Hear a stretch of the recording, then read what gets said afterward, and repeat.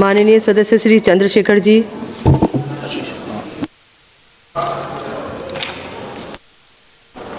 धन्यवाद सभापति जी। मैं आपके माध्यम से इस सदन में प्रस्तुत जन विश्वास विधेयक 2026 पे अपनी बात रखने के लिए खड़ा हूँ। इस विधेयक में 23 मंत्रालयों के 79 केंद्रीय कानूनों को 78(4) प्रावधानों में संशोधन कर ईज ऑफ डूइंग बिजनेस के लिए 717 छोटे अपराधों को अपराध की श्रेणी से बाहर किया गया है। भारत में सभापति जी ये धारणा है कि अमीर लोग कानून का मजाक बनाते हैं और गरीब कानून की चक्की में पिसता है। आज आपके पास सरकार पे मौका था कि आप इस धारणा को बदलते, लेकिन आपने इसको और पुख्ता कर दिया। मैं स्पष्ट करना चाहता हूं कि हम सुधारों के विरोध में नहीं है, लेकिन हम ऐसे किसी सुधार का विरोध अवश्य करते जो जवाबदेही को कमजोर करता है और कानून के डर को खत्म करे और समाज में असमानता बढ़ाए। आज सरकार जन विश्वास की बात करे, लेकिन मुझे डर है कि ये जन विश्वास केवल विशेष वर्ग का विश्वास बन के ना रह जाए। महोदया, सरकार इस विधेयक को छोटे अपराधों खत्म करने वाला बताती है, लेकिन जब हम इसके प्रावधानों को ध्यान से देखते हैं तो एक बड़ा सवाल खड़ा होता है कि क्या हम वास्तव में सुधार कर रहे हैं, नियमों को ढीला कर रहे हैं। महोदया, राष्ट्रीय न्यायिक डेटा ग्रिड के अनुसार देश में आज 4.7 करोड़ से अधिक मामले अदालतों में लंबित हैं। यह सही है कि हमें न्याय प्रणाली को सरल बनाना चाहिए, लेकिन इसका समाधान यह नहीं हो सकता कि हम अपराध को अपराध ही ना माने। महोदया, आपके माध्यम से मंत्री से पूछना चाहता हूं, क्या सरकार ये मानती है कानून को कमजोर करना ही न्याय सुधार का रास्ता है? यह परिवर्तन तंत्र कमजोर है तो उसे मजबूत करना चाहिए, ना कि कानूनों को कमजोर करके समस्या को छुपाया जाए।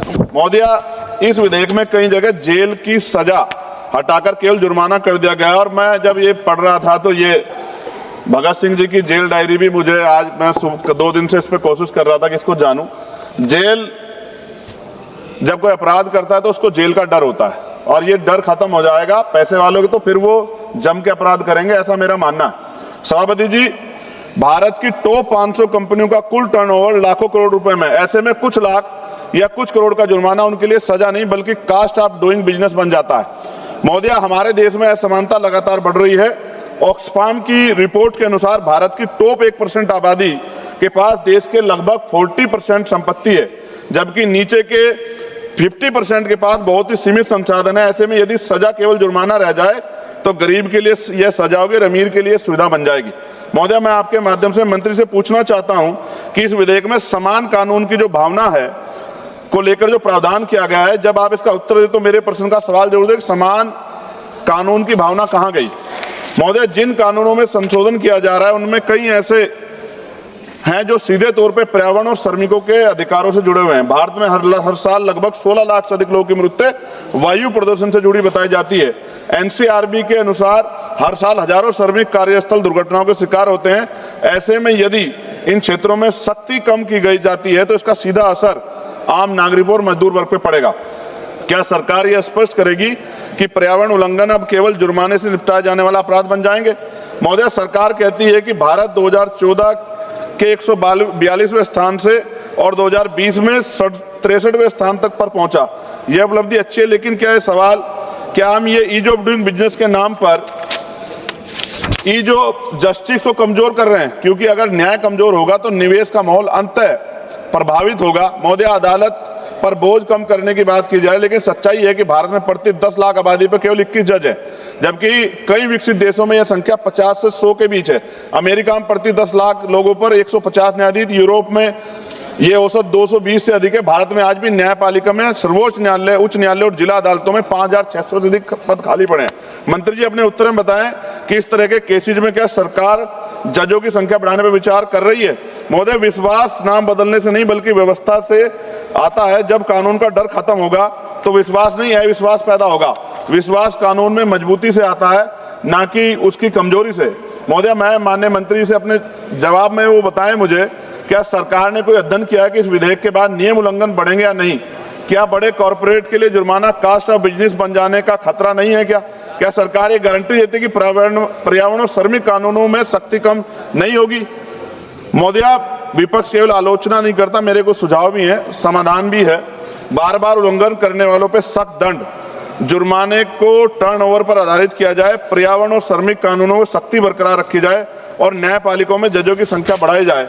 महोदय, ये विधेयक एक महत्वपूर्ण विषय को छूता है, लेकिन इसकी दिशा और प्रभाव को लेकर गंभीर चिंताएं हैं। आप कानून का डर खत्म करके विश्वास नहीं बना सकते। विश्वास तभी बनेगा जब ये न्याय सभी के लिए समान होगा। और अंत में केवल मैं इतना ही कहना चाहता हूं, कानून अगर कमजोर होगा तो व्यवस्था डगमगाएगी, और व्यवस्था डगमगाएगी तो जनता का विश्वास टूटेगा।